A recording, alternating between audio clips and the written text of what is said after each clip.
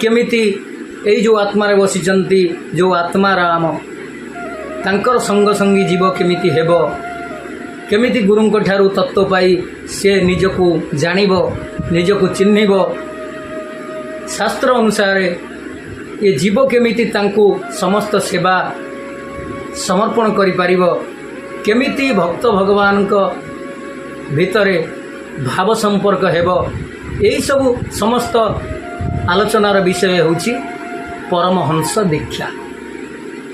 तेणु जो माने जानिथिबे पढ़िथिबे से माने अति प्रांजल भावे बुझी पारुथिबे।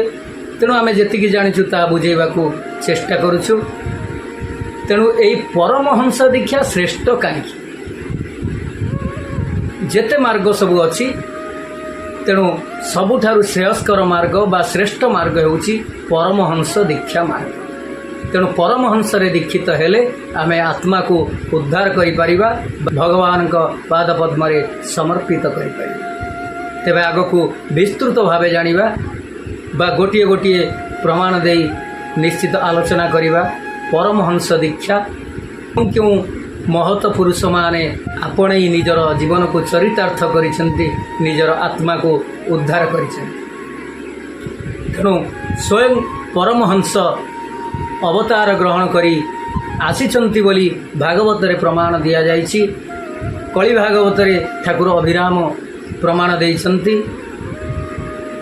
हिंदू होइथाओ मुसलमान होइथाओ जैन होइथाओ ख्रिस्टियान होइथाओ जेकोसी धर्मावलंबी लोक होइथाओ तेणु समस्तंकर आत्मारे समस्तंक हृदय रे जो आत्मा बसिछि से आत्मार नाम हेउछि परमहंस। आ तांकर उद्देश्य रे जेते ज्ञान अछि से ज्ञान को साधन करिबा जानिबा बुझिबा आउ ताकू कर्म रे लगेइबा। तेणु एठी कुहा जाई पारे जेते कहिले ता न सरिबो गुण सागर रु बाछि पारे के लवण।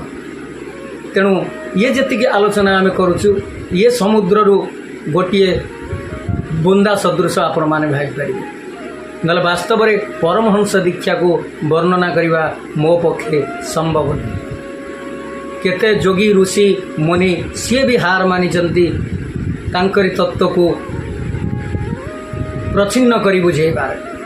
तेणु साधारण रूपे जेतिकी शास्त्र मानकरे आलोचना हेछि बुझा को निश्चित पर्याप्त हेबो कहीं सठिक कथाटा को टिकिए जानिबा ही यथार्थ। जदि टिकिए जानी जिबा आमे ता भीतर को अग्रसर हेबा आउ मन जदि थाए